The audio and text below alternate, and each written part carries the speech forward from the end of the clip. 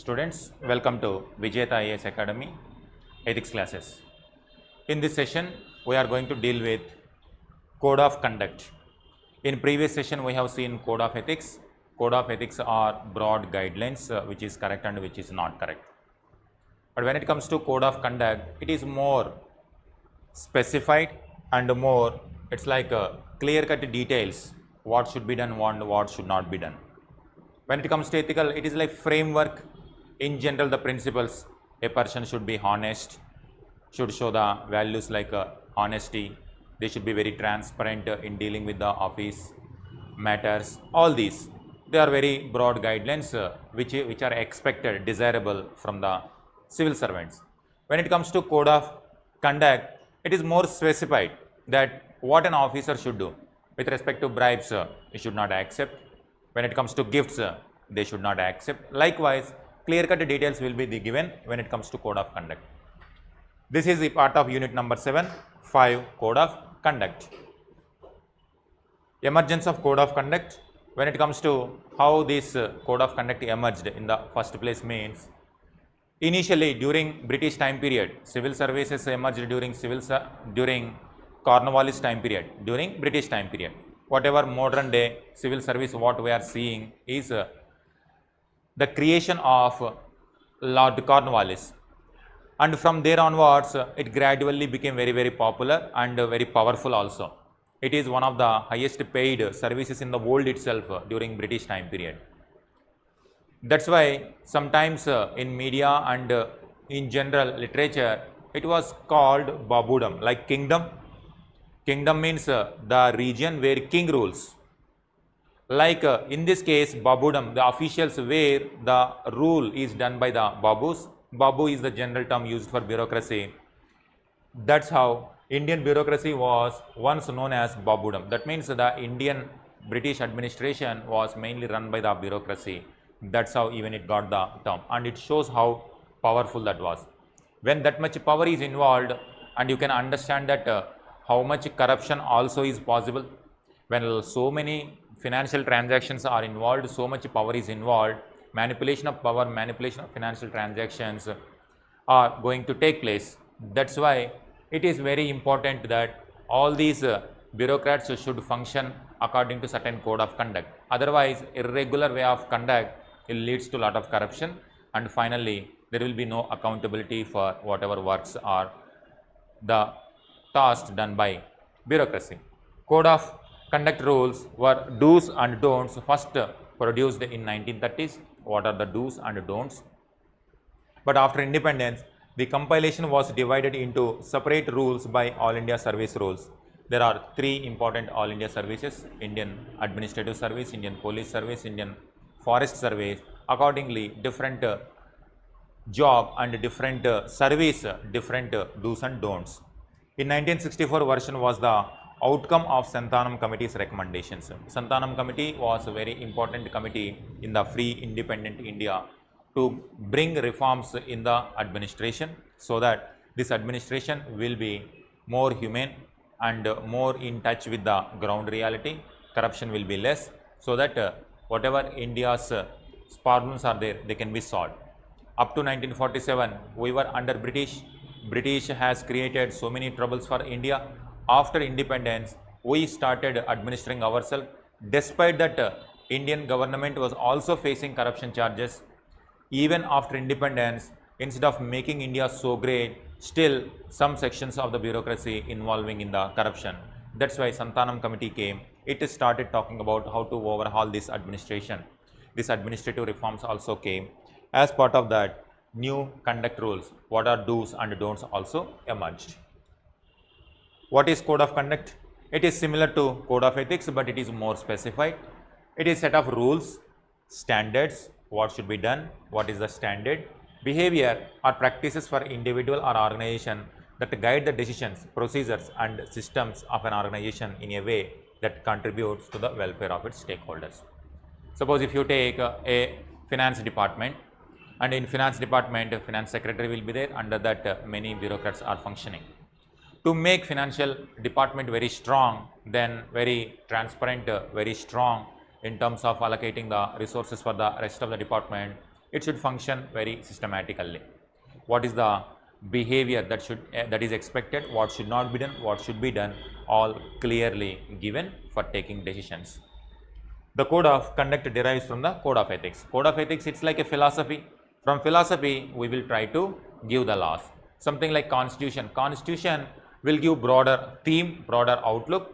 From there, laws will emerge. Similarly, when it comes to code of ethics also, it's like a constitution. From there, laws will emerge.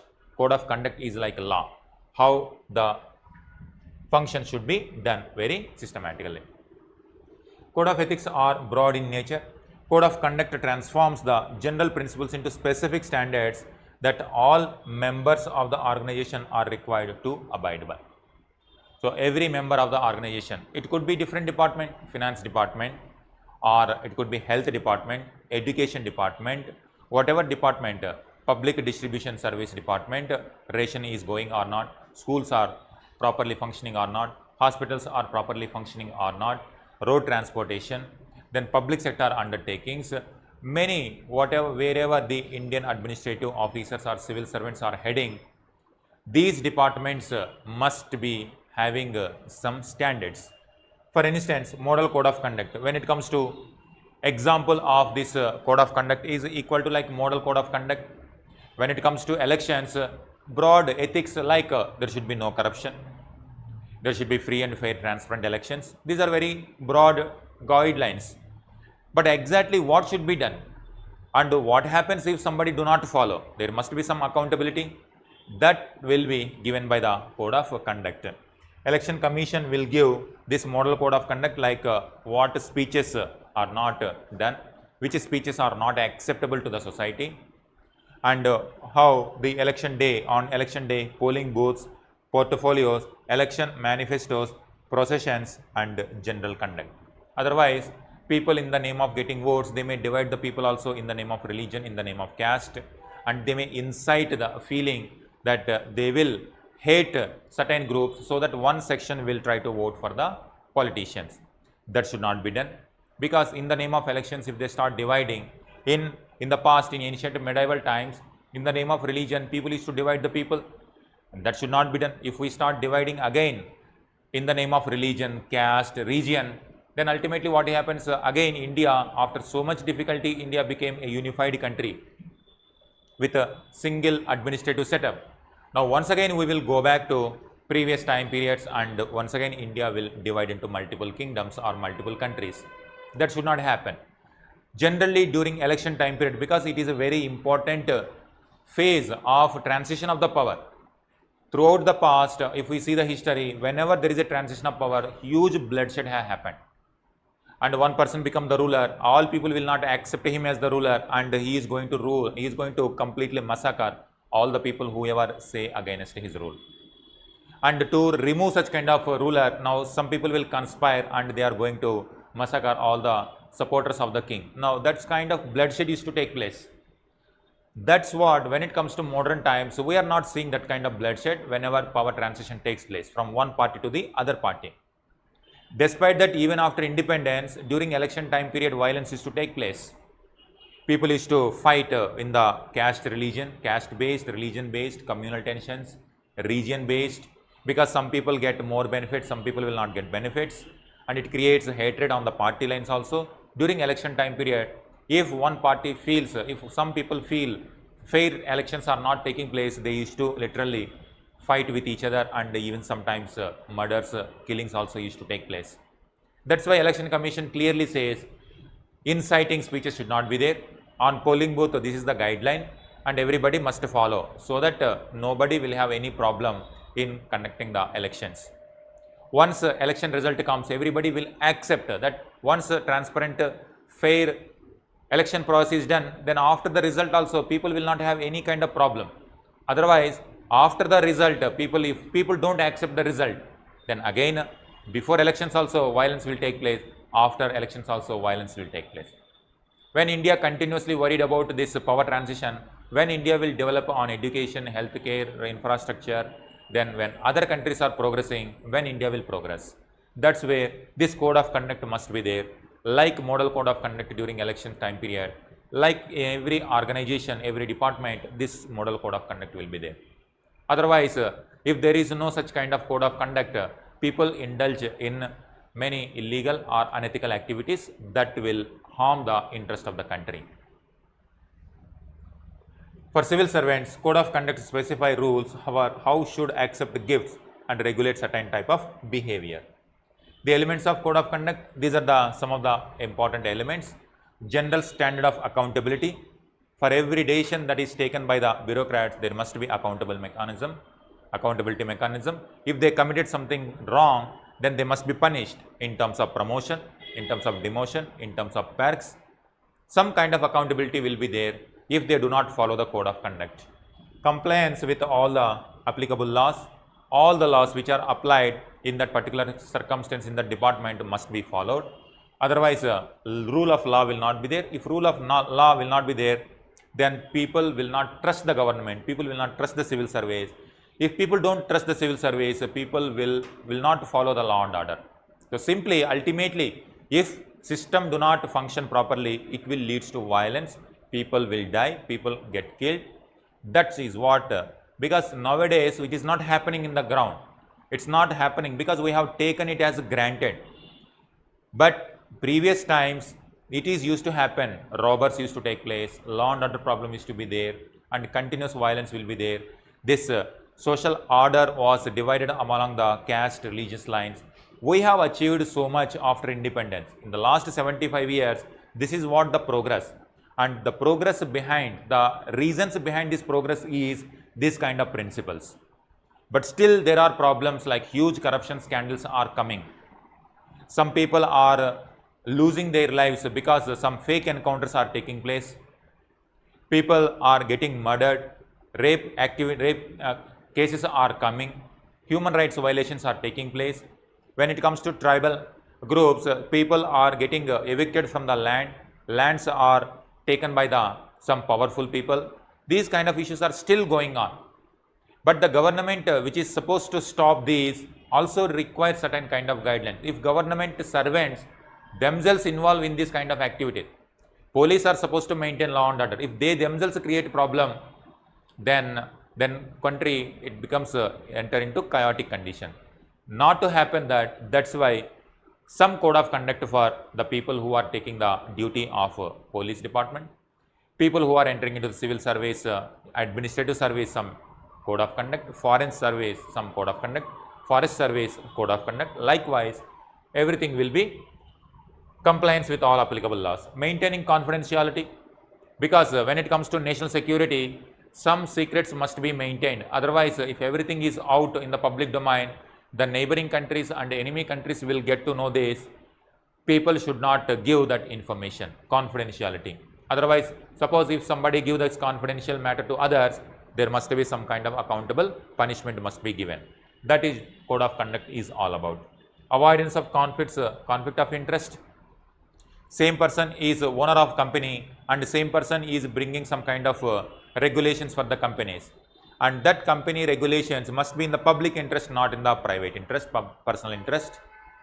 Political impartiality in conduct. Political impartiality, you should not have any kind of strict neutrality must be maintained irrespective of the government. One government will come, new government will come, new party will come. But bureaucrats must be thinking about how to implement the laws, how to implement the schemes irrespective of the party. Strict neutrality must be maintained. Political impartiality in conduct. Probity. Probity is a concept where honest, integrity, transparency, fairness is observed. Commitment to public service. Always public service in the center, not the private interest. Devotion to duty. Exemplary behavior. So this is how clear-cut details. Still some vagueness is there, but in comparison with the code of ethics, somewhat more clear details. All India service rules. Some all India service rules. Like these are the all India services, some kind of rules, integrity and devotion to duty, prohibition of sexual harassment, somewhat more clear that when it comes to gender justice, women are not able to participate in the economy because they are afraid that they will be abused. Sexually they were harassed, and when it comes to outside also, they were not given proper facilities also. That's why they are afraid to come and participate in the open economy. if government service prohibit such kind of do's and don'ts, that's what the people who are in power will take advantage of their position and they used to create trouble for the women. Now, if government jobs are not safe for women, then people will not participate, women will not participate. If women don't participate, they will not even get encouraged to get educated also. Education will be there to become big entrepreneurs, to enter into civil service and to do whatever they are able to do in to their fullest potential. If workplaces are like that, if civil servant offices are like that, then it is going against the gender justice. That should not happen. So it is more clear. Now generally you should be good for everybody. It is ethical code, but you should not commit any kind of sexual harassment. More clear. Behavior and decorum, you should respect the others so that the way you want respect from others, you should also respect the others. Political neutrality, politically must be neutral, more clear that you should not bend to the ideologies of any political party. You are neutral, whatever may be the political party decision, whatever the party in power decision, you are supposed to maintain, unless it is going against complete ethical standards. Suppose if they are asking to completely imprison many people, then that time ethical dilemma will come, that morality will come, that is your conscience going to be the guiding principle. But in general, no political lineage, always maintain neutrality. More detailed and more clear. When it comes to financial integrity, financially you should be very clear. Whatever amount of money you are having and whatever assets you are having, government must know. Then only if disproportionate assets will come accumulated by civil servants, that assets are not belong to them, they will be seized by the government. Public property controlled by the civil servant illegally is not acceptable. Clear cut do's and don'ts. You should not do this. Movable, immobile and valuable property. So purchasing property, and if you purchase with your own savings, perfectly legitimate, perfectly legal, then you are supposed to tell the government that this is my existing property. I do not have any kind of hidden interest in performing my duties. Gifts. Accepting gifts, sometimes the bureaucrats used to get the gifts, and once they take the gifts, they will be in obligation to serve the other people. That's why strictly prohibited in taking the gifts. That is called code of conduct. Officers must declare their assets and liabilities as well as those of their family members. Any acquisition or disposition of property must be reported, and permissions may be required certain transaction to prevent conflict of interest. That's why when it comes to movable property, gifts, acceptance of gifts, hospitality or service under certain conditions could be construed as a breach of ethical standards. Then the moment they accept, they are under obligation of something, and now it goes against the ethical standard, they should not accept the gifts. Because you are in a public position, and some political parties or some industries or some private party will come and give the gifts. The moment they give, and if you take, you will be under obligation to serve them. And if law is going against them, you are supposed to tweak the law which suits their interest. Now the moment you tweak the law to suit their interest, you are hindering or you are harming the public interest. Once you harm the public interest, then country will be at the loss, and country will not progress, country will not develop. And when other people are developing, other countries are developing, we will not be in a position to protect ourselves also. That should not take place. Government resources must be used very effectively. It should not be misutilized. It very clearly, it must be utilized. For example, civil servants get the vehicles and some benefits to perform the duties properly. They must be utilized very properly, not utilized for private purpose. That's how do's and don'ts. And if they cross this, if they violate this, they will get the penalties or they will get punishment in various forms. Compliance and enforcement. Violations can result in disciplinary actions. That's what code of conduct. It talks about not only what you should do and what you should not do. If you do what is not supposed to do, you will attract the penalties and enforcement of the disciplinary actions. Redress and appeal. Suppose if seniors will give punishments to the juniors out of any kind of personal grudge, then people will have some kind of grievance redressal, and they can appeal. If they are punished illegally, then they can go to the grievance redressal cell, they can file a case and they will get the justice. So, this is also part of the code of conduct rule. But there are certain challenges like these are sometimes they are very vague also, not very clear also, sometimes very difficult to implement on the ground level, vague, ambiguity, lack of awareness. People don't even know, because when there are so many laws, so many objections, so many do's and don'ts, people don't even remember what is supposed to be done, what is not to be done. That kind of lack of awareness, inadequate enforcement, even by knowing that civil servants are breaching their code of conduct, they are not being punished. That is another challenge. Civil servants don't know about their code of conduct, even knowingly if somebody does, no kind of punishment. Same thing like when there is a corruption, it must be supposed to stop and must be punished, but enforcement agencies are not able to punish because of various restrictions in the system. Overemphasis on punishment rather than how to inculcate values and encourage the ethical functioning. Way forward, some like clarity. So, whatever the challenges are there, solution to them is the way forward. Like clarity, if there is vagueness, be more specify, more clear. Training and education, if they are not aware of their code of conduct, train them frequently, regularly, so that they will come to know. And it creates a kind of culture how to follow this code of conduct. Robust enforcement, if somebody does, and they must be punished according to due procedure of law, so that it will discourage others also not to follow such kind of practices. Encourage reporting, immediately reporting, so that people will be alert always that to follow code of conduct. Regular review and update. Regularly it must be reviewed so that they will have, if there is any kind of changes, if there is any kind of changes or updations are required, they will immediately update the code of conduct. So, this is about code of conduct. Combinedly with the code of ethics and code of conduct will ensure that the civil servants function very professional manner, ethical manner. They will not indulge in the corrupt activities. If they act, if they perform, if they violate these kind of rules, then they will attract the penalties and punishments also. Ultimately, public interest must be served, and India as a country must progress. India should not indulge, India should not go backward because of these unethical practices. So, the ultimate aim of code of ethics and code of conduct is to ensure good governance in the country, so that people at large benefit out of the governance.